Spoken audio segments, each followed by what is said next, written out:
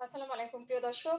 নির্বাচন কমিশনার স্পষ্ট বলেছেন যে আওয়ামী লীগ নির্বাচনে অংশগ্রহণ করতে পারবে না। সানাউল্লাহ বলেন যে কোনো দলের কার্যক্রম স্থগিত থাকলে তার প্রতীকও স্থগিত থাকবে। তারা নির্বাচনে অংশগ্রহণ করতে পারবে না, কিন্তু প্রতীক ছাড়া স্বতন্ত্র দাঁড়াতে পারবে কিনা সেই ব্যাপারে সময় বলে দেবে।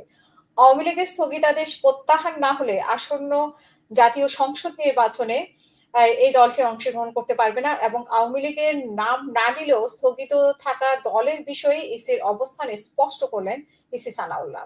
তিনি আরো বলেন যে গণপ্রতিনিধিত্ব আদেশের সংশোধনে আইন প্রয়োগকারী সংস্থা তালিকায় সশস্ত্র বাহিনী যুক্ত করা হয়েছে। জেলা নির্বাচন কর্মকর্তা ভোট কেন্দ্র স্থাপন করবেন এবং এই ছাড়া আদালত কর্তৃক যারা ফেরারি হবেন তারা নির্বাচনে অংশগ্রহণ করতে পারবেন না। লাভজনক পদে যারা আছেন বলে গণ্য হবে এবং যারা সরকারি ৫০% বা তার থেকে বেশি শেয়ারে আছে এমন প্রতিষ্ঠানে কাজ করলে তারা অংশগ্রহণ করতে পারবে না। এছাড়া হলফনামায় তথ্য গোপন বা মিথ্যা তথ্য দিলে ইসি পরে ব্যবস্থা নিতে পারবে এবং সেই ব্যক্তি সংসদ সদস্য পদ হারাবেন। পাশাপাশি প্রার্থীর জামানত ২০,০০০ টাকা থেকে বাড়িয়ে ৫০,০০০ টাকা করা হয়েছে।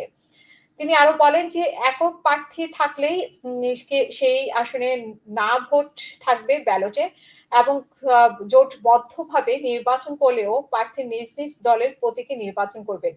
ইভিএম সংক্রান্ত সব বিধান বাতিল করা হয়েছে। এছাড়া মিডিয়ার ব্যক্তিরা ভোট গণনার সময় থাকতে পারবেন। পাশাপাশি নির্বাচনী পোস্টার বাতিল করা হয়েছে। সোশ্যাল মিডিয়া ব্যবহার করে আচরণবিধি ভঙ্গ করা যাবে না। এছাড়া কার্যক্রম নিষিদ্ধ কোনো রাজনৈতিক দলের নিবন্ধন স্থগিত থাকবে ও প্রতীক সংরক্ষিত থাকবে। ভোট শব্দ কিছু স্থানে ছিল, এগুলো নির্বাচন করা হয়েছে।